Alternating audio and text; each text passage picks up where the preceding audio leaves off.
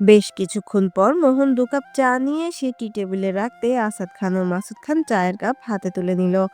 আসাদ খান চায়ে চুমুক দিয়ে বসে আছে। মাসুদ খান তার দিকে তাকিয়ে রিয়াকশন কি সেটা বোঝার চেষ্টা করতেছে। মোহন মাসুদ খানকে উদ্দেশ্য করে বলল, কেন সাহেব, চায়ের মুখ দিয়া বলেন তো কেমন হয়েছে? এদিকে বেচারা আসাদ খান না পারতেছে গিলতে না পারতেছে ফেলতে। এততে তো আর বিদঘুটে হয়েছে যে মুখের স্বাদই মনে হয় নষ্ট হয়ে গেল। আসাদ খানকে থম মেরে বসে থাকতে দেখে মাসুদ খান নিঃশব্দে চায়ের কাপটা টেবিলে রেখে দিয়ে বলল, বুঝতে পেরেছি এটা মুখে দেওয়ার যোগ্য না। মাসুদ খানের কথা শুনে মোহনের মুখটা ছোট হয়ে আসলো। আসাদ খান কোনো মতে জোরপূর্বক গিলে মুখে একটা হাসির রেশ টেনে বলল, আরে কে বলছে ভালো হয় নাই? আমি তো প্রথমেই মুখ নিয়ে থম মেরে গেছিলাম, বুঝতেই পারি নাই মদন যে এত ভালো চা বানাইতে পারে। মোহন এবার হাসি মুখ করে বলল, দেখেন দুলাভাই, আমি আপনার কইছিলাম না যে সারা জীবন আপনার মুখে লেগে থাকবে মদন মোহনের স্পেশাল চা বলে কথা। তার বলতে, ভাইজান তাহলে কি খাবো? হ্যাঁ অবশ্যই, এই স্বাদ আমি একা কেন নিব, সাথে তুইও নে। ভাইজান আপনি রিডিং দিয়েছেন বলেই কিন্তু খাচ্ছি, না হলে আমি আপনার এই শালার মদন মোহনকে কখনোই বিশ্বাস করি না। এর সব কাম কাজ উল্টাপাল্টা। আরে তুই খেন দেখ শুধু। ভাইজানের উৎসাহে মাসুদ চা মুখে নিলেও তার গলা বেয়ে পেট অবধি পৌঁছতে পারল না। যতটা ধীরে সুস্থে মুখে ঢুকিয়েছিল তার থেকে তড়িৎ গতিতে বের হয়ে আসলো। বার কয়েক গলা টেনে বলল, ভাইজান শেষমেশ তুমি আমার সাথে এমনটা করতে পারলেই, এই ছিল তোমার মনে?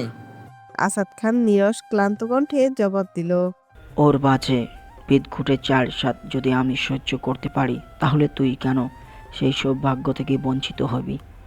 মাসুদ খান হতাশ হয়ে তাকালেন ভাইজানের মুখের এমন উদ্ভট বক্তব্য শুনে। কি হয়েছে দুলাভাই? মোহন উদ্বিগ্নভাবে প্রশ্ন করল। আসাদ খান গম্ভীর ও চেপে রাখা গরম মেশানো কণ্ঠে বলল, আর কিছু হওয়ার বাকি আছে নাকি? চিনির বোতলে চায় এত লবণ দেয় কে? এখন আবার বলিস না আপনার শালা মদন মোহন দেয় দুলাভাই। আল্লাহ, দুলা আমি চায়ে চিনি দিয়েছি, কিন্তু সেটা লবণ হলো কি করে? তা তুই জানিস আমি কি করে জানবো? থাক দাঁড়ান, আমি গিয়ে দেখি এসে কোথায় কি ভুল হয়েছে। মোহন দ্রুত রান্নাঘরের দিকে ছুটে গেল। গিয়ে দেখে তাড়াহুড়োর মাঝে চিনির বয়ামের বদলে সে ভুল করে লবণের বয়াম থেকে লবণ তুলে এনেছে, আর সেটাই ঢেলে দিয়েছে চায়ের কাপে। মাথা নিচু করে মুখ অনুশোচনায় আর কণ্ঠ ক্ষমা মেশানো সুরে মোহন আবার ড্রয়িং রুমে ফিরে এসে বলল, দুলাভাই ভুল করে ফেলেছি, আপনার একটু বসেন, আমি এখনই নতুন করে চা বানিয়ে এনেছি। না। আসাদ খান আর মাসুদ খান একসাথে উচ্চস্বরে বলে দ্রুত যে যার রুমে প্রস্থান করলেন।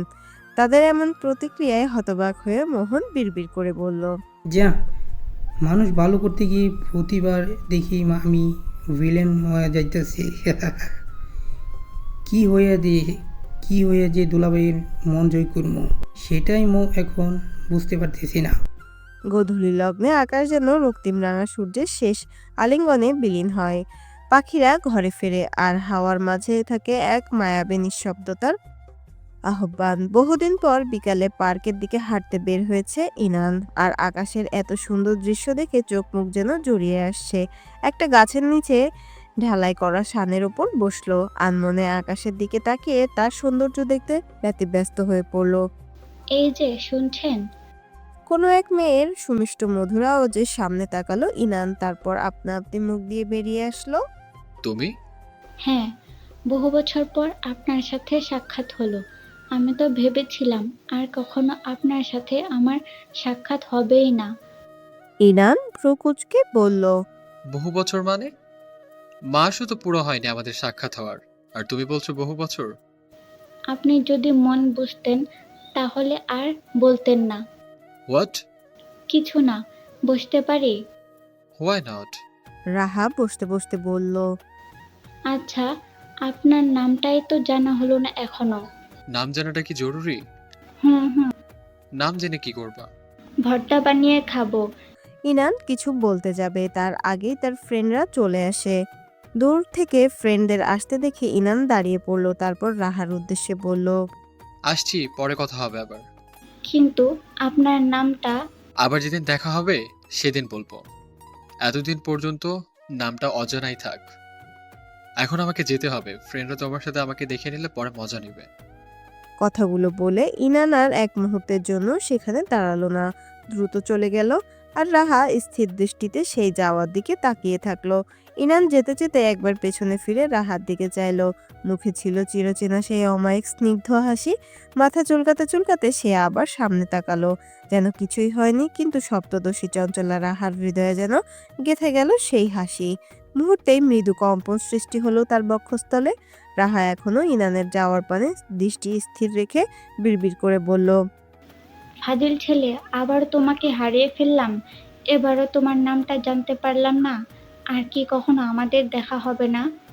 একটি নব্যদিনের সূচনা।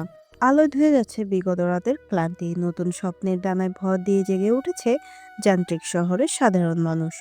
অন্যদিকে খানবাড়ির হল রুম জুড়ে বিরাজ করছে পিনপত নীরবতা। এক সোফায় বসে আছে আসাদ খান ও মাসুদ খান। তাদের চোখে মুখে চিন্তার ঘন ছায়া স্পষ্ট। কোটি টাকার ক্ষতি হয়েছে। এক রাতের মধ্যে সবকিছু পুড়ে আগুনে ছাই হয়ে গেছে। তাদের মুখাবয়ে ফুটে উঠেছে তারই আংশিক বেদনাবোধ, যা সহজে ধরা যাচ্ছে। তাদের সামনের গম্ভীর ভঙ্গিতে বসে আছে আরবি ও রাজীব।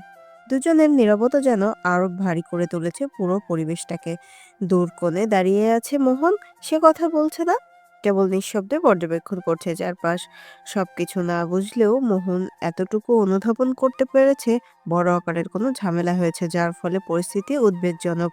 তাই দূরে দাঁড়িয়েই নীরব দর্শকের মতো সবকিছু বোঝার চেষ্টা করছে। আসাদ খান যেন হাঁসফাঁস করা শুরু করে দিয়েছে। এসির মধ্যেও ঘামতে শুরু করেছে। আরাবির মাথা নিচু করে বসে আছে। রাজীব সোফায় বসে ঘুমোচ্ছে। মাসুদ খান হঠাৎ করেই আসাদ খানের দিকে তাকিয়ে বলল, ভাইজান কি হয়েছে তোমার? শরীর খারাপ করতেছে? চাচার কথা শুনে আরবি সামনে তাকাতে দেখলো বাবা কেমন যেন হাঁসফাঁস করছে। রাজীবেরও ঘুমের ভাবটা যেন কেটে গেছে। আরবি উঠে গিয়ে আসাদ খানের পাশে গিয়ে বসলো, বুকে হাত দিয়ে হালকা ডলা দিতে দিতে বলল, বাবা ঠিক আছো তুমি? কোথায় খারাপ লাগছে বলো আমাকে। পানি খাবে? মামা পানি নিয়ে আসো তো। শেষের কথাটা মোহনের দিকে তাকিয়ে বলল। মোহন দ্রুত বেগে গ্লাসে পানি ঢেলে আরবির হাতে ধরিয়ে দিল। আরবি আসাদ খানকে পানি খাওয়াতে খাওয়াতে রাজীবকে বলল, ডক্টর আঙ্কেলকে খবর দে, 15 মিনিটের মধ্যে তাকে যেন এখানে উপস্থিত পাই। আরবের কথা শেষ হতেই রাজীব ডক্টরকে কল দিয়ে দ্রুত আসার কথা বলে দেয়। আরাবিয়া আসাদ খানকে ধরে তার রুমে নিয়ে শুয়ে দিল। তার পাশেই বসে আছে মাসুদ খান, আর দুই গালে হাত দিয়ে দাঁড়িয়ে আছে মোহন। দেখতে বড্ড অসহায় লাগছে। মনে হচ্ছে আশেপাশে কেউ তার পরিচিত না। হয়তো বড়সড় কোনো অঘটন ঘটিয়ে ধরা খেয়েছে, যার জন্য মানুষের ভয়ে চাপে এভাবে দাঁড়িয়ে আছে। ইতোমধ্যে ডক্টর এসে আসাদ খানকে চেক আপ করে বলল, চিন্তার কোনো কারণ নেই। অতিরিক্ত চিন্তার ফলে প্রেশার হাই হয়ে গেছে। একটু রেস্ট নিলেই ঠিক হয়ে যাবে। ডক্টরের কথা শুনে আরবি সহ বাকি সবাই যেন স্বস্তির নিঃশ্বাস ফেললো। ডক্টর যেতেই আরবি আসাদ খানের দিকে হাত ধরে বলল, আমি দেখছি তো বিষয়টা, তুমি এত চিন্তা কেন করছো? দেখেছো তো এতটুকু মধ্যে নিজের কি হাল করে ফেলেছো। আসাদ খান সামনের দিকে তাকিয়ে আনমনে বলে উঠল, আমার এত বছরের স্বপ্ন, এত কষ্টের টাকার সব পুড়ে ছাই হয়ে গেল। দুলাভাই, ওই টাকাগুলো তো সাধারণ মানুষের থেকে মারা টাকা আর অবাধ্য টাকা ছিল। এতে তো আমি আপনার কষ্ট কিছু দেখছি না। পাশ থেকে সহজ সরল মনে কথাটা বলে বসলো মোহন। আরবি তার সহজ সরল মামার দিকে আহত দৃষ্টিতে নিক্ষেপ করলো। মাসুদ খান আর রাজীব খান ড্যাব ড্যাব করে তাকিয়ে আছে মোহনের দিকে। আসাদ খান দাঁতে দাঁত চেপে বলল, এই মদনটাকে আমার সামনে থেকে কেউ দূরে যেতে বল, তা না হলে আমি এক্ষুনি ওর সাথে উল্টাসিতে কিছু করে ফেলবো। দোলা ভাইয়ের নীরব হুঙ্কার বাণীতে মোহন লুঙ্গির পকেট থেকে চানাচুরের প্যাকেট বের করে খেতে খেতে বের হচ্ছিল। আর কিছুটা ধরেই বলছিল, যা যাওয়া সত্যি কথা ভাবলাম, কিন্তু এতে করে এত রেট করার কি আছে? মানুষের টাকা মাইরা খাওয়া বেইমানিভাবে উপার্জন করে, এতে তো কষ্টের কিছু দেখছি না। বয়সের কারণে দুলাভাইয়ের মনে হয় সব কিছু সঠিকভাবে মনে রাখতে পারে না, বা কখন কি বলে সেটা ধরতে পারে না। মোহনের সমস্ত কথা উপস্থিত সবারই যেন কর্ণধার হলো। আসাদ খান একটু জোরেই বলল, মদন রে। চিল্লানোর কি আছে দুলাভাই, যাচ্ছি তো। নিশ্চিত ভঙ্গিতে নিজের কেবিনের চেয়ারে পায়ের ওপর পা তুলে বসে আছে ইয়ানা। তার হাতে একটি কলম, যা সে নিখুঁতভাবে দক্ষতার সাথে আঙুলের ফাঁকে ফাঁকে ঘুরিয়ে চলেছে। একটা অদ্ভুত ছন্দে চোখে তার সেদিনের রাতের ছায়া। মনে পড়েছে সেদিনের রাতের ঘটনা, কিভাবে এক ঝটকায় আরাবির কোটি টাকার ড্রাগস বোঝাই জাহাজটা আগুনে পুড়িয়ে ছাই করে দিয়েছে সে। সেই দৃশ্য মনে পড়তেই ঠোঁটে ফুটে উঠল এক ধরনের শীতল ও নির্দয় ডেভিল হাসি। ঠিক সেই মুহূর্তে দরজায় কড়া নাড়ার শব্দ, ঠান্ডা গলায় বলে ওঠে ইয়ানা। কামিং। ভেতরে ঢুকে সহকারী জানাই, ম্যাম, আপনার সঙ্গে একজন দেখা করতে এসেছে। কে? শান্ত ও শীতল কণ্ঠে প্রশ্ন ইয়ানার। তুর্জয় শেখ। ইয়ানা টেবিলে রাখা একটা ফাইল খুলতে খুলতে বলল। পাঠিয়ে দাও। নিঃশব্দে দরজাটি খুলে মুচকি হেসে ভেতরে ঢুকলো তুর্জয়। ঠোঁটে ভদ্রতার ছায়া, কণ্ঠে যেন স্নিগ্ধতা। ম্যাম, ভেতরে আসবো কি? যদি আপনার অনুমতি হয় তো। ইয়ানা তখনও চোখ নামিয়েছিল ফাইলের পাতায়। ধীরে ফাইল থেকে মুখ তুলে দরজার দিকে তাকালো। ঠোঁটের কোণে সৌজন্যমূলক এক হাসি রেখে বলল। ভেতরে আসো দুর্জয়। তুর্জয় ভেতরে ঢুকেই কোনো দ্বিধা না করে সামনের চেয়ারে বসে পড়ল। ইয়ানা তখনও তাকে নিরীক্ষণের দৃষ্টিতে দেখছিল। তারপর স্বাভাবিক ভঙ্গিতে তুর্জয়কে প্রশ্ন করলো ইয়ানা। হঠাৎ না বলে অফিসে চলে আসলে যে, কোনো দরকার ছিল? তুর্জয় সামান্য ইতস্তত করে বলল। তুমি এখন ফিরে আসো? হ্যাঁ, কেন? তুর্জয় এবার একটু গম্ভীর স্বরেই বলল। আসলে আমি চাইছিলাম এই সামনের শুক্রবারে আমরা বিয়েটা সেরে ফেলি। তুমি তো বলেছিলে দিন তারিখ ঠিক করে যেন জানাই। আমার মনে হলো এই শুক্রবারটাই আমাদের বিয়ের জন্য উপযুক্ত হবে। তুমি কি বলো?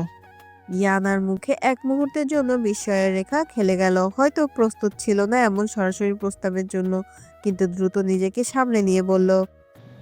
বেশি তাড়াহুড়া হয়ে গেল না? তুর্জয় একটু নিচু গলায় বিনয়ের সঙ্গে বলল। তুমি যদি বলো তাহলে পিছিয়ে দিতে পারি, কোনো সমস্যা হবে না। ইয়ানা একটু চিন্তিত ভঙ্গিতে কিছু একটা ভাবলো, তারপর ধীর কণ্ঠে বলল। আচ্ছা, এই শুক্রবারেই তাহলে। তুর্জয়ের মুখে ছড়িয়ে পড়ল উজ্জ্বলের হাসি, শার্ট চোখে এক অদ্ভুত উচ্ছ্বাস। ইয়ানা এবার চোখ সরিয়ে আবারও প্রশ্ন করল। তুমি কি শুধু এই কথাটাই বলতে এসেছো দুর্জয়? তুর্জয় খানিকটা ইতস্তত করে বলল। না মানে, তাহলে? তুমি যদি ফ্রি থাকো তাহলে আজই আমরা বিয়ে শপিংটা করে ফেলি ভাবছিলাম আর কি। ইয়ানা এক দীর্ঘশ্বাস ফেলে একটু হতাশ কিন্তু একটু ক্লান্ত আবার খানিকটা বিরক্ত ভঙ্গিতে বলল। চলো তাহলে বের হই।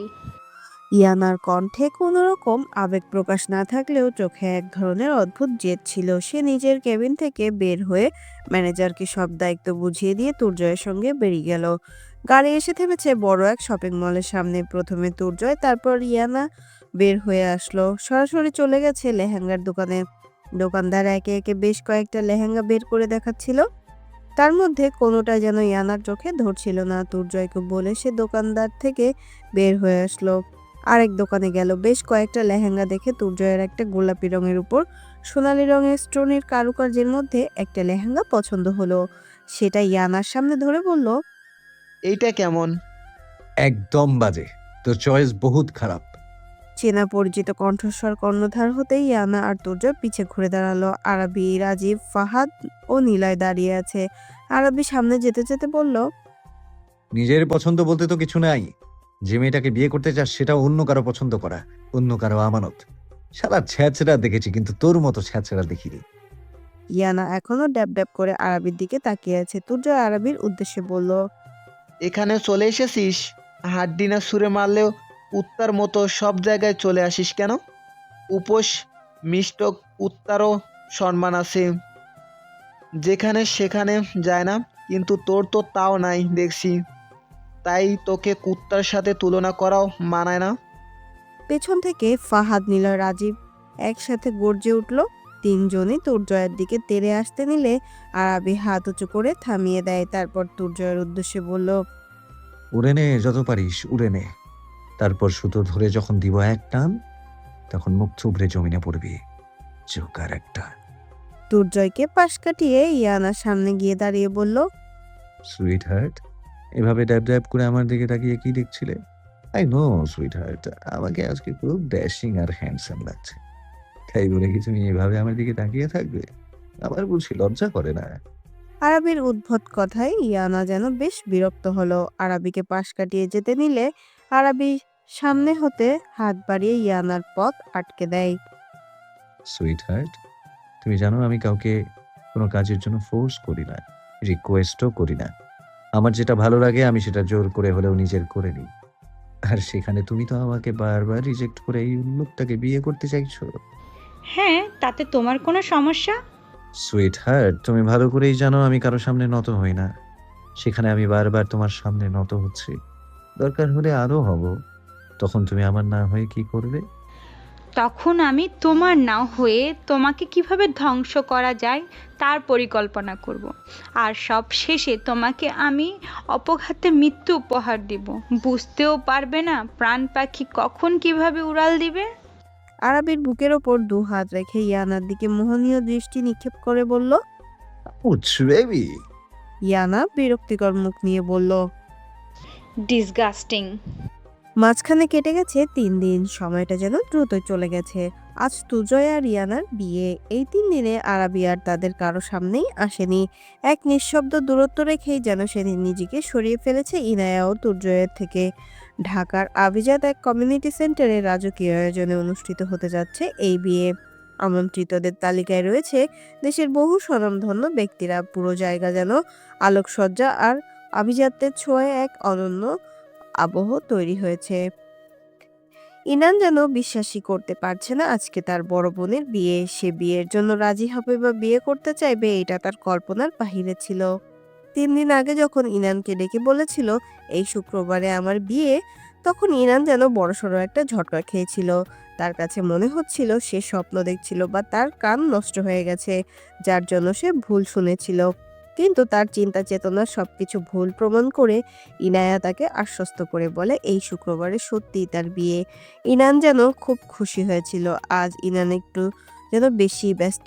অবশ্য বাড়তি কোনো কাজ নাই, সব কমিউনিটি সেন্টারের লোকরাই করছে। তারপরেও একমাত্র বড় বোনের বিয়ে বলে কথা, সবকিছু ঠিকঠাকভাবে হচ্ছে কিনা তারই নজরদারি করছে। হল রুমে বসে আছেন সবাই। আরাবি কপালে হাত ঠেকিয়ে চোখ বন্ধ করে চুপচাপ হেলান দিয়ে বসে আছে। চেহারার ভাবভঙ্গি দেখে তার মন মস্তিষ্কে কি চলছে তা কোনোভাবেই ঠাহর করা যাচ্ছে না। আসাদ খান আর মাসুদ খান নিজেরা খোশগল্পে মেতে আছে। কথার ফাঁকে ফাঁকে মাঝে মাঝে হেসে উঠছে। রাজীব আর মামা রীতিমতো হাসি ঠাট্টায় মগ্ন, তাদের চোখে মুখে কোনো ভ্রুক্ষেপ নেই। ঠিক তখনই সদর দরজা দিয়ে ভেতরে প্রবেশ করলো ফাহাদ আর নিলয়। দুজনে একসাথে হাস্যোজ্জ্বল মুখে চারপাশটা একবার চোখ বুলিয়ে নিল। তারপর রাজীব আর মামার সাথে গিয়ে যোগ হলো। আরাবি চোখ বন্ধ করে থাকলেও হলরুমে কে কি বলছে সেদিকে তার কান যেন সজাগ আছে। নিলয় কথার ফাঁকেই বলে বসলো। কি রে, আজকে তো ওই ইয়ানা নামের মেয়েটার বিয়ে তুর্জয়ের সাথে। রাজীব নিম্ন কণ্ঠে বলল।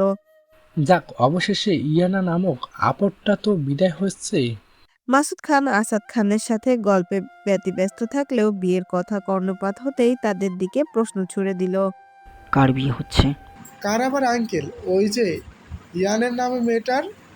তড়িৎ গতিতে জবাব দিয়ে ফাহাদ আসাদ খান স্বস্তির এক নিঃশ্বাস ফেলল। যাক, আল্লাহ তাআলা আমার কথা শুনেছে।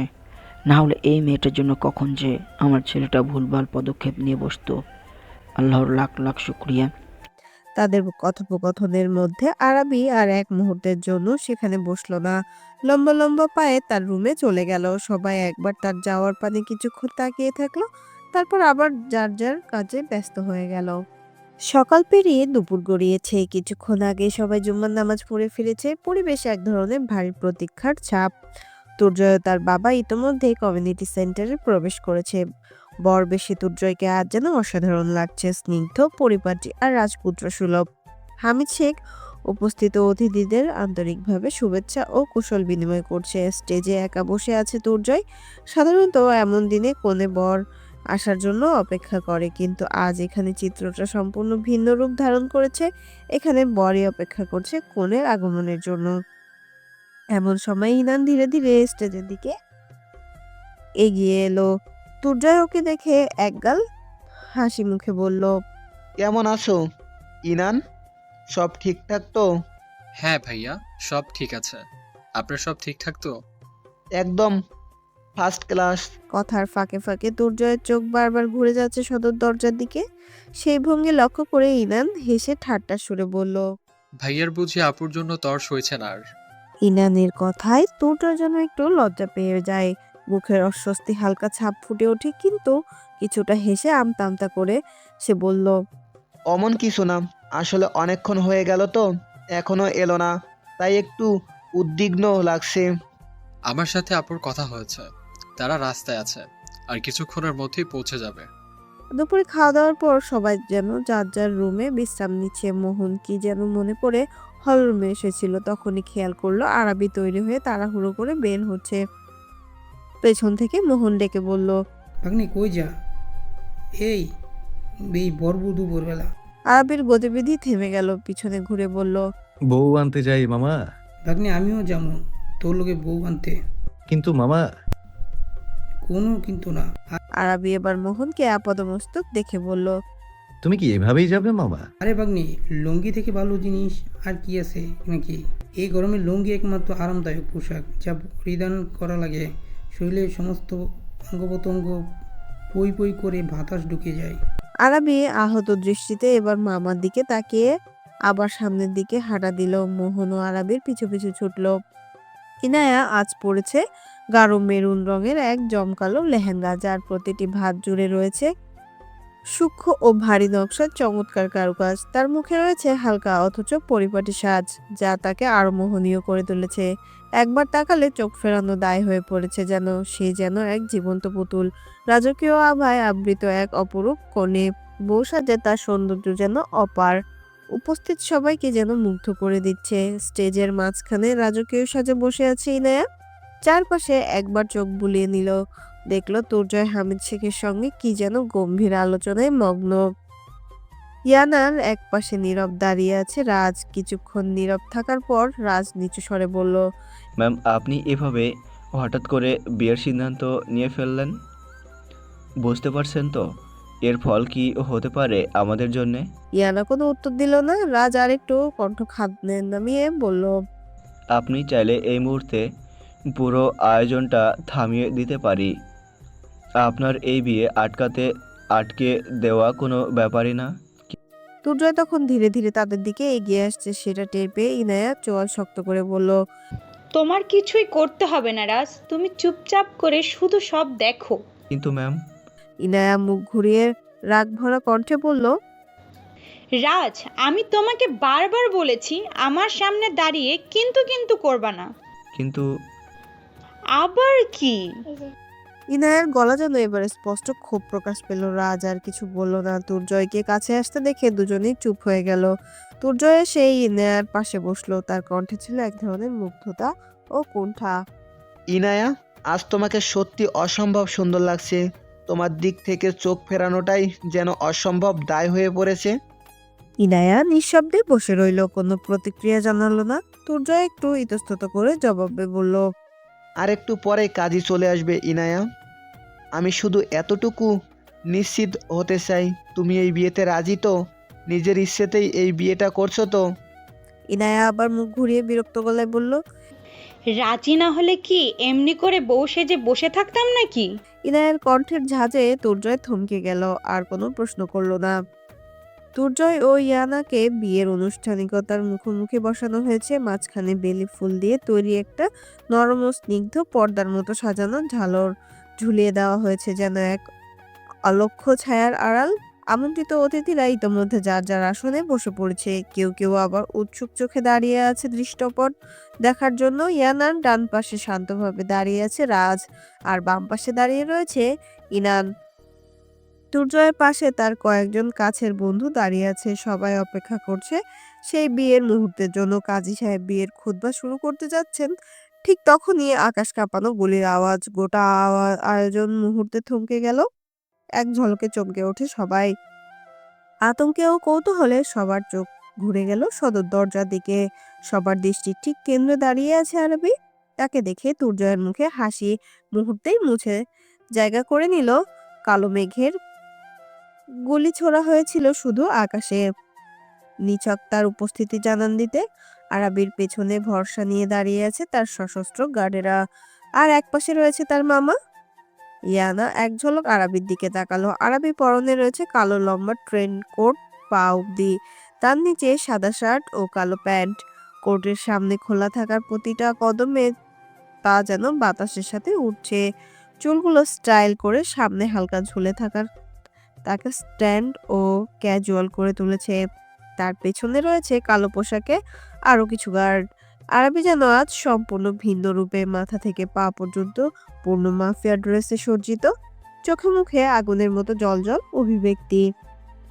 চারপাশে ছড়িয়ে পড়ল নিস্তব্ধতা, আর সেই নিস্তব্ধতার মধ্যে শুধু মানুষের শ্বাস প্রশ্বাসের শব্দ শোনা যাচ্ছে। আর আরবির প্রতিটি কদম ফেলানোর ফলে তার বুট জুতার শব্দ যেন থমথমে পরিবেশকে আরো গম্ভীর করে তুলেছে। আরাবিকে তাদের নিকটে আসতে দেখে তুর্জয় হুঙ্কার ছেড়ে গার্ডদের ডাকতে লাগলো, কিন্তু আরাবি একটু শব্দ করে হেসে পকেট থেকে মোটা টাকার এক বান্ডিল বের করে তুর্জয়ের মুখের দিকে ছুড়ে দিয়ে বলল, ষাঁড়ের মতো চিল্লিয়ে কোনো লাভ নেই। সবগুলোকে মেরে রক্তাক্ত করে অ্যাম্বুলেন্সে তুলে দেওয়া হয়েছে চিকিৎসার জন্য। আর এই নে টাকা, এটা দিয়ে হসপিটালের বিল মিটিয়ে দিস। পুরো হলরুম জুড়ে নিস্তব্ধতা ছেয়ে গেল। আরবি একটু থামলো, তারপর আবার বলা শুরু করলো, এই আফনান আরাবি খান কখনো কাউকে জখম করে তার ট্রিটমেন্টের জন্য নিজ দায়িত্বে হসপিটালে পাঠানো তো দূরে থাক, টাকাও দেয় না। আজকে কেন দিলাম জানিস? তুর্জয় এক দৃষ্টিতে আরবির মুখের দিকে তাকিয়ে আছে। আরবি বলল, থাক, তোরা কষ্ট করে জিজ্ঞেস করতে হবে না, আমি নিজেই বলছি। কারণ প্রথমবার নিজের বিয়ে করা বউকে বাড়ি নিয়ে গিয়ে দ্বিতীয়বার আবার বিয়ে করব, তাই সেই খুশিতে তোকে আর দলবলদেরকে আরবির পক্ষ থেকে একটা বড় সড়ো ট্রিট দিলাম। আরবির কথা তুর্জয় তো বটেই, ইয়ানাও নিজেও স্তম্ভিত। তুর্জয় কেঁপে ওঠা কণ্ঠে জিজ্ঞেস করে, বিয়ে করা বউ মানে? আব্বে শালা জোকার, তোরা কি এমনি আমি সার্কাসের জোকার বলি? তুই ভালো করে খোঁজ খবর না নিয়ে অন্যজনের বউকে বিয়ে করতে বর সেজে চলে এসেছিস। তুর্জয় তাচ্ছিল্য স্বরে হেসে বললে ওঠে, বউ? ইনায়াকে তুই তোর বউ দাবি করছিস? How funny. শেষে কথাটা বলে হু হা করে হেসে উঠল তুর্জয়। ইয়ানা এতক্ষণ চুপ থাকলেও এবার আর নিজের রাগ কন্ট্রোল করতে না পেরে মুখ খুলল। এখানে কি নাটক হচ্ছে?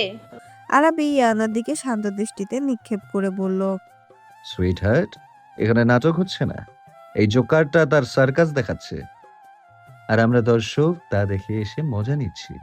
মোহন এবার আরাবির পেছন থেকে বের হয়ে ইনায়ার সামনে গিয়ে বলল, ভাগ্নে, এটা বউ নাকি? বৌমা তো দেখি পুরাই পুতুল লাহাত দেখতে। আরাবি মাথা নেড়ে বলল, আরে এসব ঝামেলার মধ্যে তো আমার বউটাকে ভালো করে দেখাই হলো না। আরাবি এবার ঘুরে ঘুরে ইয়ানাকে দেখতে লাগলো, মুখ দিয়ে আপনা আপনি বের হয়ে আসলো। মাশাআল্লাহ, এ তো মানুষ না, যেন আসমান থেকে নেমে আসা কোনো পরী। ইয়ানা এবার বেশ অস্বস্তি বোধ করছে। আরাবি ইয়ানার দিকে তাকিয়ে বলল, বউ চলো। ইয়ানা এবার রাগ মিশ্রিত ঝাঁঝালো কণ্ঠে বলল, আর একবার যদি বউ বলে দাবি করেছো তো তাহলে আমি তোমাকে খুন করব। বিয়ে করা বউকে বউ বলবো না তো কি বলবো? শালি বলবো? কে কার বিয়ে করা বউ? একটু তেতে গিয়ে কথাটি বলল ইয়ানা। আরাবি নেশালো কণ্ঠে বলল, সুইট হার্ট, তুমি আমার বিয়ে করা একমাত্র বউ, এই আফনান আরাবির নিজস্ব দলিল করা একমাত্র বউ, বুঝলে?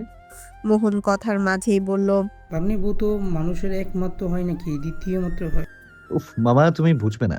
ইয়ানা এবার শান্ত ও গম্ভীর কণ্ঠে বলল, ওয়েট, কি বললে? আমি তোমার বিয়ে করাবো? হ্যাঁ সুইট হার্ট।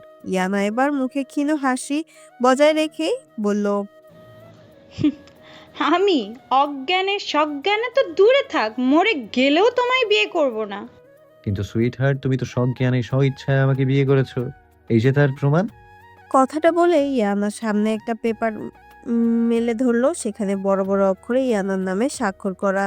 ইয়ানা গোল গোল চোখে দেখে বলল, এটা অসম্ভব, আমার স্বাক্ষর নকল করা হয়েছে। আরাবি মৃদু হাসলো, যেই হাসিতে তার শরীর সামান্য দুলে উঠল।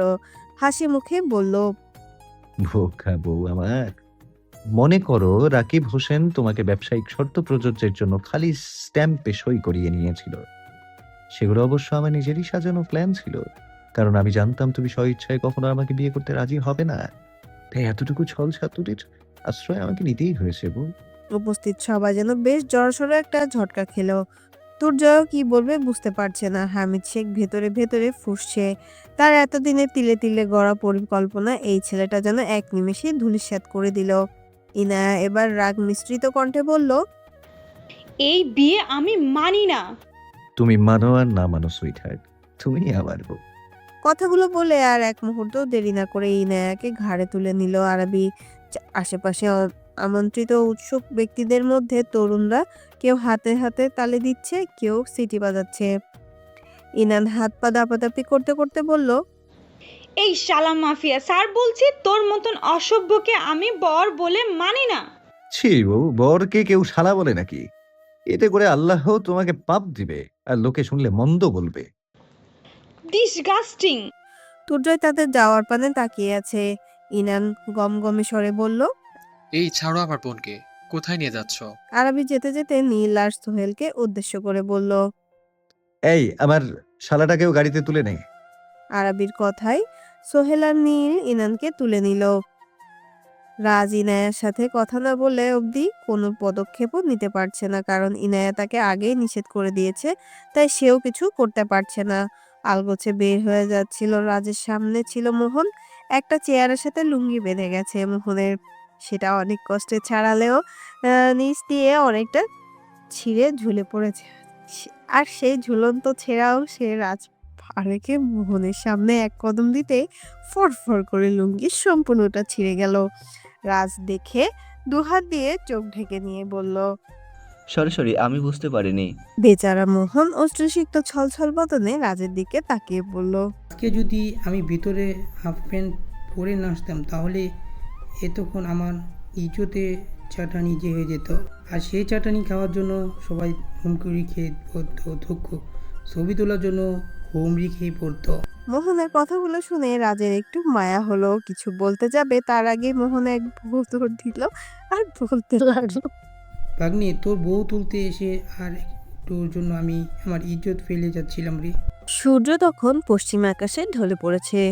অস্তমিত আলোয় চারিদিকে ধীরে ধীরে অন্ধকারে ঢেকে যাচ্ছে। পাখিরা একে একে নিড়ে ফিরছে আর প্রকৃতিও যেন নিস্তব্ধতা ছড়িয়ে দিচ্ছে সর্বত্র। তবে খানবাড়ির হলরুমে যেন সেই নীরবতার লেশমাত্র নেই।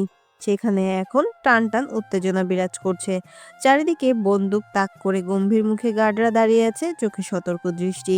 ফাহাদ, নিলয় ও রাজীব এক পাশে নিশ্চুপ দাঁড়িয়ে রয়েছে, তাদের মুখে চাপা উদ্বেগের ছাপ স্পষ্ট। আসাদ খান আর মাসুদ খান মনক্ষুণ্ণ ভঙ্গিতে দাঁড়িয়ে আছে, যেন পরিস্থিতি তাদের একদমই হাতের বাহিরে। মোহন মামা তো একেবারে বেজায় খুশি। তার একমাত্র আদরের ভাগ্নে শেষমেশ বিয়ে করেছে, তাও আবার পুতুলের মতো সুন্দর এক মেয়েকে। ইনায়াকে শক্ত করে হাত পা বেঁধে সোফায় বসিয়ে রাখা হয়েছে। অতিরিক্ত কথা বলার কারণে তার মুখের জায়গায় করে নিয়েছে শক্ত ধাঁচের কস্টেপ। ইনানের দুপাশে বন্দুক তাক করে কঠোর ভঙ্গিতে দাঁড়িয়ে আছে সোহেল ও নীল। কিছুক্ষণ আগেই কাজী সাহেব এসে পৌঁছেছেন। চারপাশে পরিস্থিতি বুঝে তিনিও নিঃশব্দে কাঁপাকাঁপি করছেন। আরবি পা তুলে আরাম করে সোফায় বসে আছে আর হাতের আঙুলের সাহায্যে নিখুঁতভাবে ও খুব দক্ষতার সঙ্গে রিভলভার ঘোরাতে ঘোরাতে কাজীর উদ্দেশ্যে ছুড়ে দিল শান্ত ও তির্যক বাণী। কাজী সাহেব, আপনার এই বিয়ে পড়ানোর জন্য কি আলাদা করে আবার বলতে হবে নাকি? আরবির কথা কর্ণপাত হতেই কাজী ভয়ে একটু নড়েচড়ে বসলেন। এসির মধ্যে বসেও তরতর করে ঘামছে।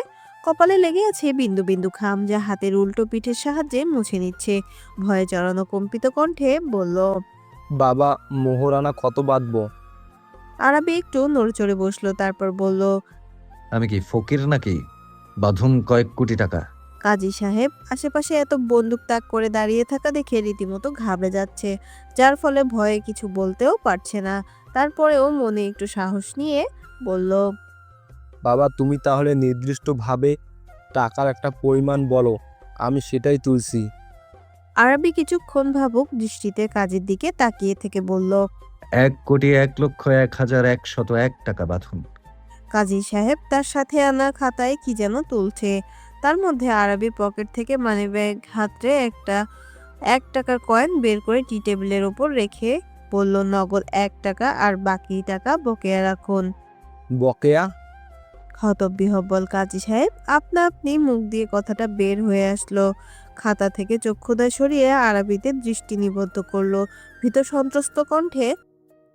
কিন্তু বাবা মোহরানা সম্পূর্ণ পরিশোধ করে তারপর বউয়ের কাছে যেতে হয়। আরাবি এবার বেশ বিরক্ত হলো, একটু তেজি ও উচ্চস্বরে বলল, আমি কি এখনই আমার বউয়ের কাছে যাচ্ছি যে এক্ষুনি সম্পূর্ণটা পরিশোধ করতে হবে? বউয়ের কাছে যাওয়ার আগে সম্পূর্ণটা পরিশোধ করে গেলেই হলো।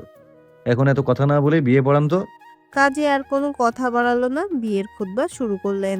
উত্তরা নির্বাসী, ছেলে আফনান আরাবি খান, পিতা আসাদ খান, 1,01,01,100 টাকা দেনমোদ ধার্য করিয়া উসুল 1 টাকা ধরিয়া ইসলাম শরীয়ত মোতাবেক আপনাকে বিবাহর প্রস্তাব দিয়াছেন। আপনি কি এই বিয়েতে রাজি? রাজি থাকলে আলহামদুলিল্লাহ। কাজীর মুখ চেপে ধরে আছে মোহন। হুট করেই কাজীর মুখ চেপে ধরায় সবাই প্রশ্নবিদ্ধ দৃষ্টি নিয়ে তাকিয়ে আছে মোহনের দিকে। খবরদার কাজী, কবুল বলবি না। বেচারা কাজী ভয় শেষ। মোহন আবার বলল, তুই বিয়ে করবে ভাগ্নে, আর পুতুল বউ তুই কেন কবুল বলবি? এটা আগে আমার বোঝা। পাশ থেকে রাজীব বলে উঠল, মামা তুমি ঠিক বলেছ, কাজে যে আগে কবুল বলে বিয়েটা তাহলে কার সাথে হয়? মোহন এমনভাবে কাজের মুখ চেপে ধরে আছে যে নিঃশ্বাস বন্ধ হয়ে দম আটকে আসছে, হাত পা ছোড়াছুড়ি করছে। পেছন থেকে আসাদ খান বলে বসলো, আরে মোহন, শালা তোকে কি আর সাধে আমি মদন বলি? তুলাভাই আপনি কোন? আমি কি বলেছি? তোর সঠিক ভুলের গুল্লি মারি, আগে বেটা কাজেকে ছাড়, না হলে তো ইন্নানিল্লা হয়ে যাবে। মোহন কাজীকে ছাড়তেই হাঁপাচ্ছে। কাজীর পাঞ্জাবি পেছন থেকে ঠিক করতে করতে বলল, আপনি কোথায় লেগেছে?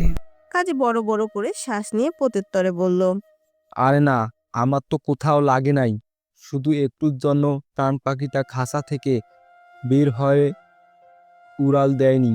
কথাটা বলে চারপাশে চোখ বুলালো, দেখলো সবাই সবার কথায় ব্যস্ত। এই সুযোগে খাতাটা তুলে মাথায় টুপিটা ঠিক করতে করতে ভো দৌড় দিল সদর দরজার দিকে।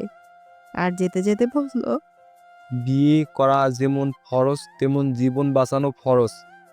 আর আমি এক ফরজ আদায় করতে গিয়ে নিজের ফরজ হারাতে পারি না, মানে নিজের জীবন হারাতে পারি না। আজ থেকে নিজের নামের পাশে কাজী তকমা ঝেড়ে ফেলবো। বেঁচে থাকলে আর কোনোদিন বিয়ে পড়াবো না। কাজীকে উঠে এমন দৌড়াতে দেখে আরাবি তেতে গিয়ে বলল, ধর বেটাকে, আজকে এটাকে দিয়েই বিয়ে পড়িয়ে ছাড়বো। ভুলেও পালাতে দিবি না, আর পালিয়েই বা যাবে কোথায়? ইনায়া আর ইনান নীরব দর্শকের মতো দেখে যাচ্ছে। ইনানের হাতে পিছন পাকে ঘুরিয়ে বাঁধা, মুখে কষ্টিপ, আর পেছনেই দাঁড়িয়ে আছে সোহেল আর নীল। ইনায়া নিজেকে ছাড়ানোর বৃথা চেষ্টা চালিয়ে যাচ্ছে। আরাবি এবার ইনায়ার দিকে তাকিয়ে বলল, সুইট হার্ট, শুধু শুধু নিজের শক্তিগুলো অপচয় করছো না, এগুলো জমিয়ে রাখো, কাজে দেবে।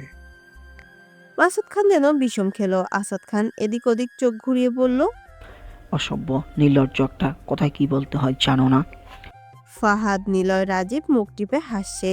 ইনায়া বড় বড় চোখ করে তাকালো, চোখে মুখে ফুটে উঠেছে রাগের স্পষ্ট ছাপ। আরাবি পরিবেশ গতিবেগ দেখে, ছি বাবা, লজ্জা সরম আনো, সম্পর্কে আমি তোমার ছেলে, কোথায় কি বলতে হয় এখনো শিখলে না?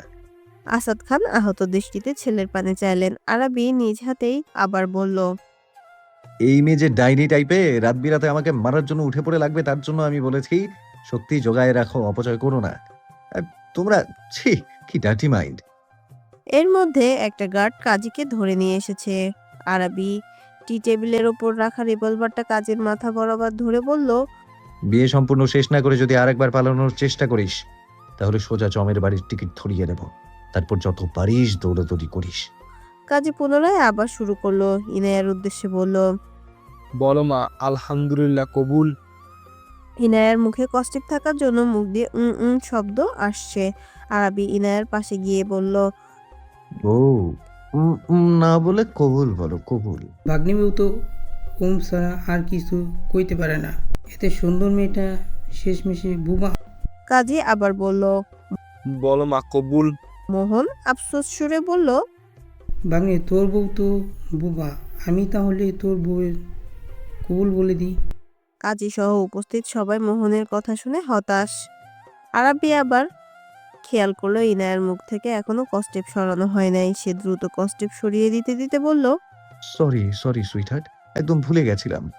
মুখ থেকে কস্টেপ সরাতে ইনায়া বেশ কয়েকবার দ্রুত শ্বাস ফেলল, তারপর মুখ খুলে বলল, এই বিয়ে অসম্ভব। আমি তোমাকে কোনোভাবেই বিয়ে করব না। তোমাকে বিয়ে করার থেকে গাড়ির নিচে গিয়ে মাথা দিয়ে পড়ে থাকবো, তারপরেও না। আরাবি ইনায়ার কথা শুনে ফিচেল হাসলো, তারপর বলল, সুইটহার্ট, আমি তো তোমার কাছে থেকে অনুমতি নিচ্ছি না, তোমাকে কবুল বলতে বলছি। আর তুমি রাজি থাকো বা না থাকো, আমাদের আইনগতভাবে বিয়ে অনেক আগেই হয়ে গেছে। এখন যেটা হচ্ছে সেটা শরীয়ত মোতাবেক, তাই জিদ না করে ভালোয়ে কবুল বলে দাও। অসম্ভব। আরাবির মুখের হাসিটা যেন আরো প্রগাঢ় হলো। ডান দিকে আঙুলের সাহায্যে ইনানকে দেখে ইশারা করে বলল, ওই যে দেখছো তোমার ভাইয়ের পেছনে দুজন দাঁড়িয়ে আছে, আমার একটা ইশারা আর তারপর রক্তাক্ত অবস্থায় তোমার ভাই এই কংক্রিটের মধ্যে লুকিয়ে পড়ে থাকবে।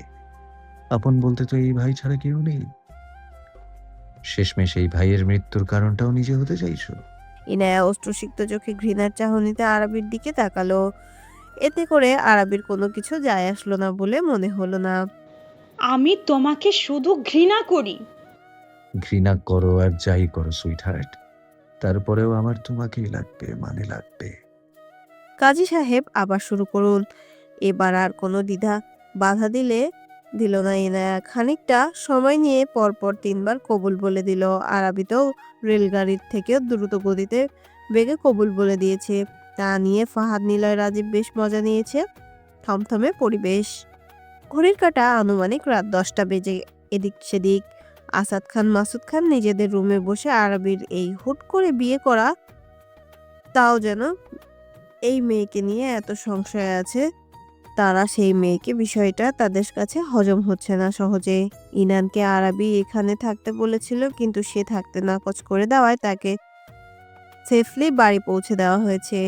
ইনায়া এখনো নিশ্চুপভাবে মাথা নিচু করে হলরুমেই বসে আছে। তার পাশে বসে আছে মামা।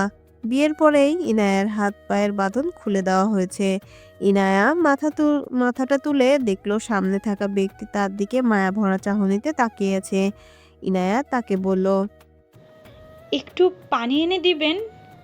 মোহন দ্রুত চলে গেল পানি আনতে।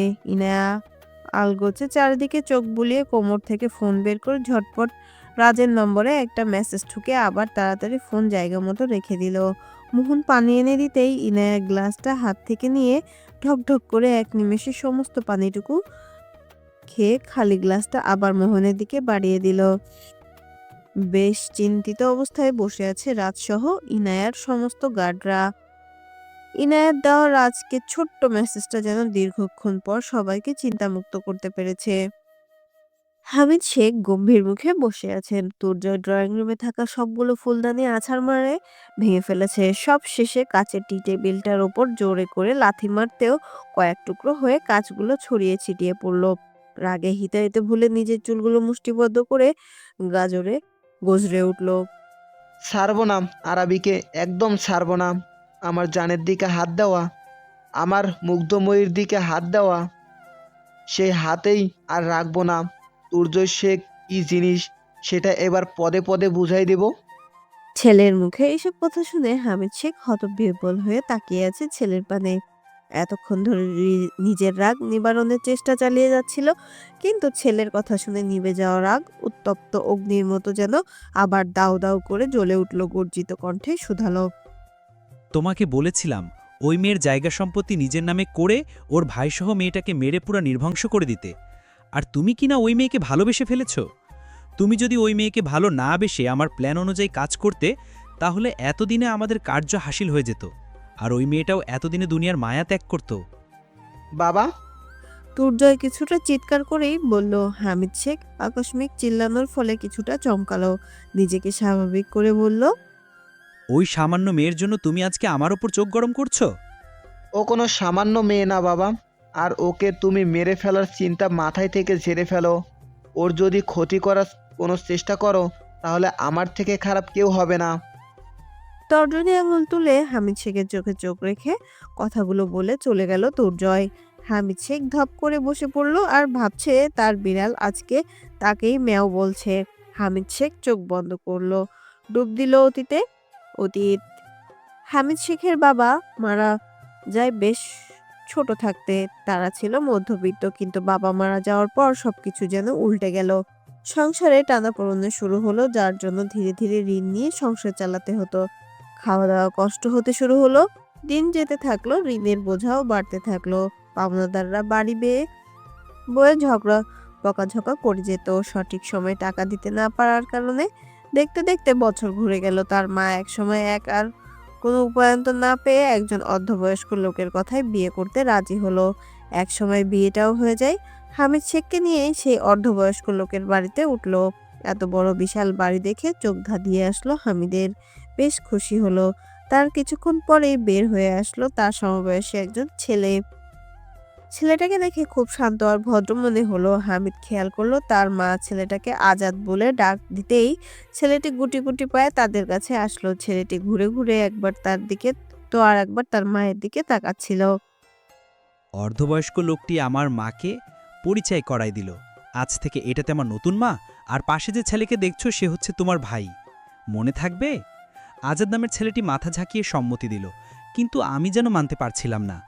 এত বড় বাড়ি, এত কিছু ভেবে দেখেছিলাম এবার বুঝি অভাবের দিন পেরোবে, আর এই সব কিছু বুঝি আমার হবে। এই বিশাল বাড়িতে রাজত্ব শুধু আমার থাকবে। কিন্তু তার হলো না। দিন যত যেতে থাকলো দেখলাম আমার মায়ের তার সতীনের ছেলের প্রতি দরদ বাড়তে লাগলো, যেটা আমি মানতে পারছিলাম না। দেখতে দেখতে বছর 2 ঘুরে গেল। আমরাও বেশ বড় হয়ে উঠলাম।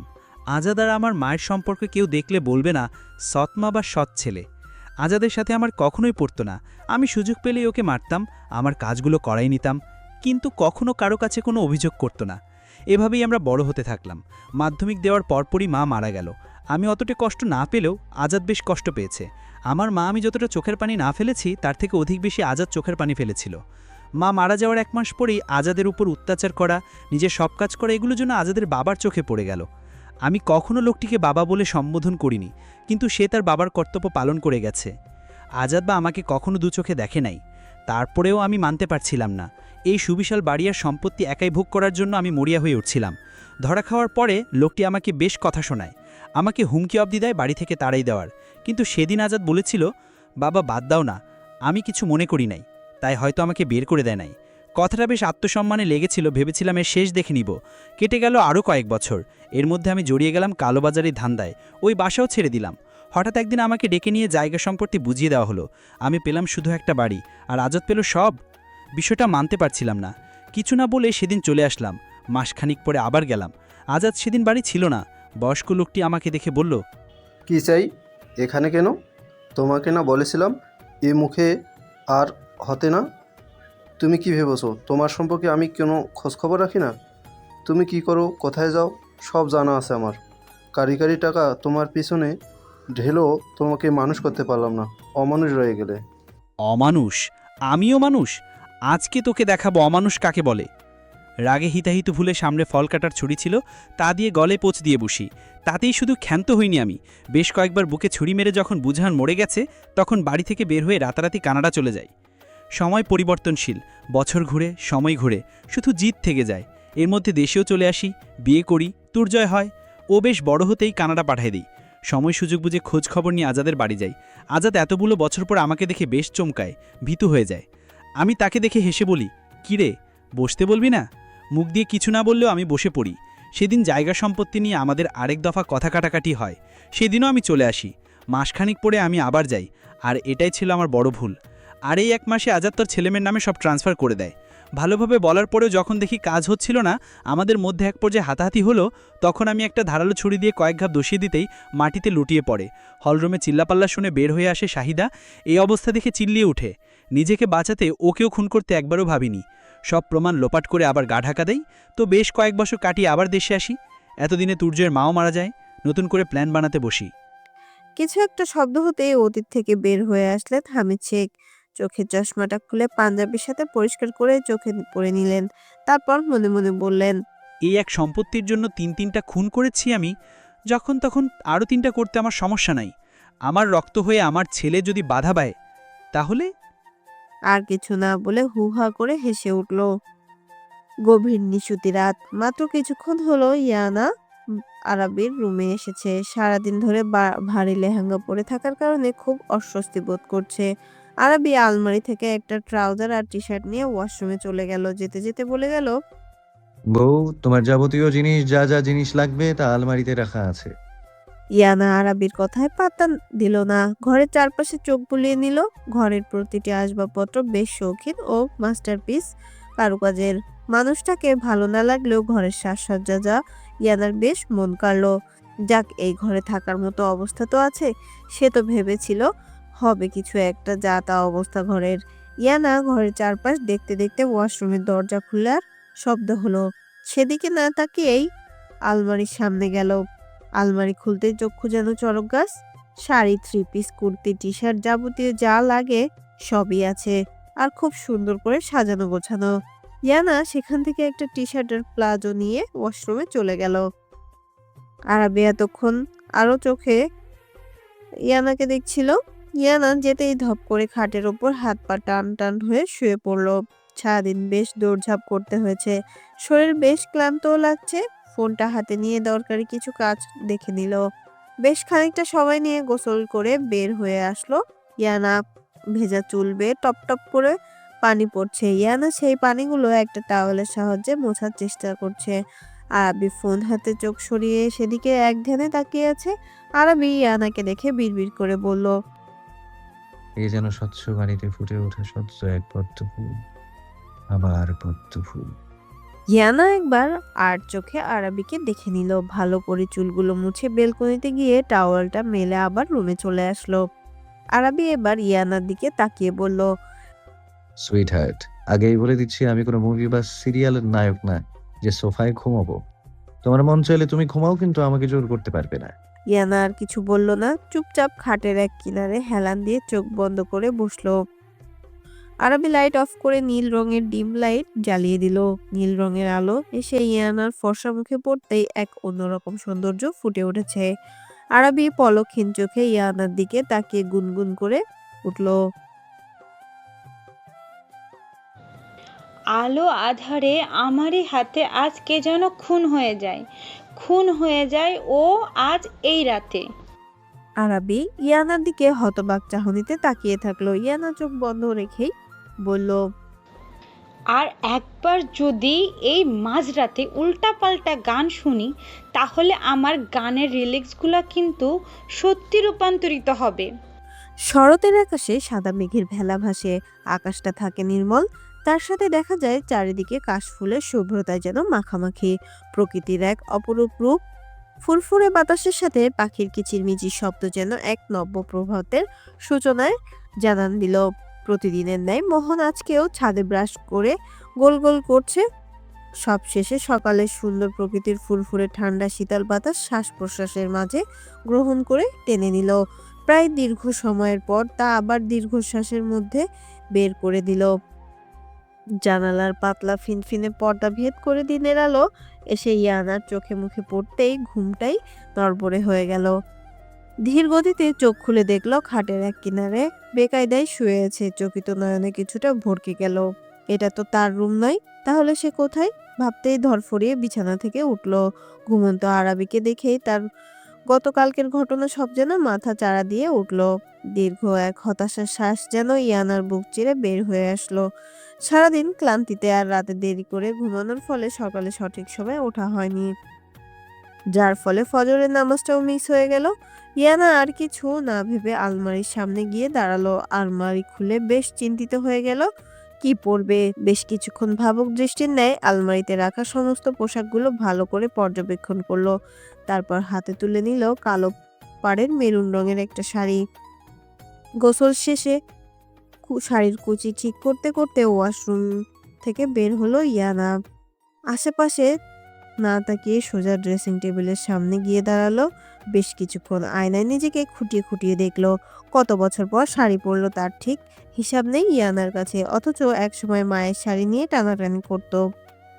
এই নিয়ে যেন মা কত বকাঝকা করতো। মা সবসময় বলতো অবিবাহিত মেয়েদের শাড়ি পরতে হয় না, ঘন ঘন তাহলে মানুষের নজর লাগে।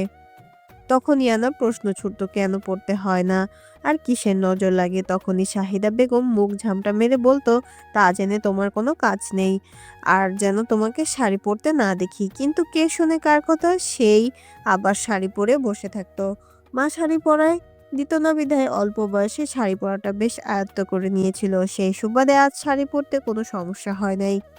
কিন্তু একসময় যে শাড়ি পরা শখ ছিল, বাবা মা মারা যাওয়ার পর সেই শাড়ির দিকে আর ফিরেও তাকানো হয়নি। সময়, ব্যস্ততা, বাস্তবতা মানুষকে কোথা থেকে কোথায় নিয়ে এসে দাঁড় করায়। পছন্দের থেকেও পছন্দের জিনিসগুলো একসময় অবহেলা অনাদরের মাঝে ভাটা পড়ে যায়। আনমনে চুলে চিরুনি চালাচ্ছিল ইয়ানা, আর অতীতগুলো যেন ভাসমান হয়ে চোখে ভাসছে, যার ফলে চোখের পানিগুলো যেন টইটুম্বুর হয়ে গেছে। চোখের পলক পড়তেই হয়তো গাল বেয়ে পানি গড়িয়ে পড়বে। আরাবির ঘুম ভেঙেছে ইয়ানার ওয়াশরুমের দরজা খোলার শব্দেই, কিন্তু ইয়ানাকে এই প্রথম শাড়ি পরা অবস্থায় দেখে বাকরুদ্ধ হয়ে গেছে। তাই পলকহীন মুগ্ধতার দৃষ্টি নিয়ে তাকিয়েছিল ইয়ানার দিকে। কিন্তু হুট করে ইয়ানার মুখাবয়ব যেন পাল্টে গেল। চোখে এসে ভিড় করলো টলমলো পানি, পুরো মুখে ছড়িয়ে পড়লো বিষণ্ণতা। ইয়ানার অন্তঃপটে এক গভীর শ্বাস ফেললো। চিরুনিটা টেবিলের উপর রেখে আলগোছে চোখের কিনারে এসে ভিড় করা পানিগুলো তর্জনী আঙুলের সাহায্যে মুছে ফেললো। চোখে মুখে স্বাভাবিক করে পেছনে ঘুরতে দেখলো একজোড়া প্রশ্নবিদ্ধ চোখ তার দিকে গভীর দৃষ্টিতে তাকিয়ে আছে। ইয়ানা সেদিকে পাত্তা দিল না, চারিদিকে চোখ বুলিয়ে কিছু একটা খুঁজবার চেষ্টা করছে। কাঙ্ক্ষিত জিনিসটা চোখে পড়তেই হাতে তুলে নিল। 40% চার্জ আছে ফোনে, কোথাও গিয়ে ফোন চার্জ করতে হবে এই মুহূর্তে। এই রুমে তো কোনোভাবেই না, কারণ স্বয়ং আরাবি এখানে উপস্থিত, কোনো রিস্ক নেওয়া যাবে না। অবশ্য ফোন চার্জ করলে সুইচ অফ করেই করবে। ইয়ানা কিছু একটা ভেবে সোজা বেলকনিতে চলে গেল। ফোন ডু নট ডিস্টার্ব মোডে ছিল বিধায় ফোন স্ক্রিনে কোনো নোটিফিকেশন শো করেনি। তুর্জয় গুনে গুনে 107 বার কল করেছে। ইয়ানা তা দেখে তপ্ত এক শ্বাস ফেলল। অনেকগুলো মেসেজ এসেও জমা হয়েছে। তুর্জয়ের নাম্বার দেখে সেখানে ক্লিক করতেই সোজা নিয়ে গেল মেসেজ বক্সে। ইনায়া, আমার মুগ্ধময়ী, আমি তোমাকে অসম্ভব পরিমাণের ভালোবাসি। যদি বলো কতটা ভালোবাসি, আমি হয়তো তার কোনো ব্যাখ্যা দিতে পারবো না, কিন্তু তোমাকে ছাড়া এক মুহূর্ত আমার পক্ষে থাকা সম্ভব না। তুমি চলে আসো ইনায়া, আমি তোমাকে নিয়ে আসব। ওই লম্পট আরাবির সাথে তোমার থাকতে হবে না। তুমি ভেবো না, এটা তো কোনো বিয়ে না, তোমার সাথে ছলচাতুরি করা হয়েছে। আমি জানতাম আমি তোমাকে ভালোবাসি, কিন্তু বুঝে উঠতে পারি নাই ঠিক কতটা ভালোবাসি। এখন যদি তুমি আমার থেকে বহু দূর, তখন উপলব্ধি করছি যে আসলে আমি তোমাকে কতটা ভালোবাসি, আর তোমাকে ছেড়ে থাকা আমার পক্ষে সম্ভব না। এমন আরো বহু মেসেজ এসেছে তুর্জয়ের। ইয়ানা সেদিকে দেখলো না। মেসেজ বক্স থেকে বের হয়ে সোজা গেল কল লিস্টে, যেখান থেকে কাঙ্ক্ষিত নাম্বারে ডায়াল করলো। রিং হতে ঝটপট কল রিসিভ হলো। ওপাশ থেকে ভেসে আসলো উৎকণ্ঠাময় স্বর। আপু, তুই ঠিক আছিস? তোর কোনো ক্ষতি করেনি তো? ইয়ানা মৃদু হাসলো ইনানের চিন্তিত কণ্ঠস্বর শুনে, তারপর বলল, হ্যাঁ আলহামদুলিল্লাহ, আমি ঠিক আছি। তোর শরীর ঠিক আছে? আলহামদুলিল্লাহ। ওপাশ থেকে শ্বাস প্রশ্বাসের শব্দ ছাড়া আর কিছুই শোনা যাচ্ছে না। ইয়ানা একটু চমকে গেল, উদ্বিগ্ন কণ্ঠে বলল, ইনান, সব ঠিক আছে তো ওখানে? রাজ আছে? হ্যাঁ আপু, রাজ ভাইয়া কালকে রাতে এসেছে। নীরস মুখে কথাগুলো বলল ইনান। ইনান তেমন একটা কথা বলে না, কিন্তু এতটা ভাবুকও থাকে না। ইনায়া আবার প্রশ্ন করলো, ভাই কিছু হয়েছে তোর? ইনান চাপা কণ্ঠস্বরে বলল, আপু, আজকে আমি না থাকলে হয়তো তোমাকে এত বড় সমস্যার সম্মুখীন হতে হতো না। ইনায়া ভ্রু কুঁচকে আসলো, কপালে কয়েকটা চিন্তার ভাঁজ পড়লো গম্ভীর স্বরে। কোন সমস্যার কথা বলছো তুমি ইনান? এই যে আমাকে মেরে ফেলবে তার ভয় দেখিয়ে তোমাকে জোর করে বিয়ে করতে বাধ্য করলো। ইয়ানা ফিচেল হাসলো। ইনানের প্রশ্নের উত্তর দেওয়ার প্রয়োজন মনে করলো না, কথার প্রসঙ্গ ঘুরিয়ে বলল, আমাকে নিয়ে অহেতুক চিন্তা করা বাদ দিয়ে নিজেকে নিয়ে চিন্তা করো। সামনে তোমার পরীক্ষা, আর এই পরীক্ষা দিয়ে তুমি দেশের বাইরে চলে যাচ্ছ। আশা করি আমি কি বলেছি তা তোমার বুঝতে কোনো অসুবিধা হয়নি। আর হ্যাঁ, তোমার যা লাগবে তার জন্য আমি আছি, আমাকে বলবে। আর রাজ তো আছেই, আশা করি কোনো সমস্যা হবে না তোমার। আর খুব শীঘ্রই আমি তোমার সাথে দেখা করব। ইনান মুখ ভার করে ছোট্ট করে বলে কল কেটে দিল। ইয়ানা ফোনের দিকে কিছুক্ষণ তাকিয়ে থাকলো, কত শত দীর্ঘশ্বাস বের হয়ে আসে। আর সেই দীর্ঘশ্বাসে লুকিয়ে আছে কত শত ব্যথা, অপ্রাপ্তি। এই খবর কি কেউ জানে নাকি রাখে? পিছনে ঘুরতে জোরে সোরে ধাক্কা খেলো আরাবির সাথে। ইয়ানা আরাবিকে দেখেও না দেখার ভান করলো, এমন একটা ভান করলো যেন ধাক্কাটা কোনো মানুষের শোনে না, দেওয়ালের সাথে খেয়েছে। তাই আরাবিকে না দেখার ভান করে সাইড কেটে যেতে নিলে আরাবির হাত দিয়ে আটকে দেয়। ইয়ানা বিরক্ত হয়ে মুখ দিয়ে চ শব্দ উচ্চারণ করলো।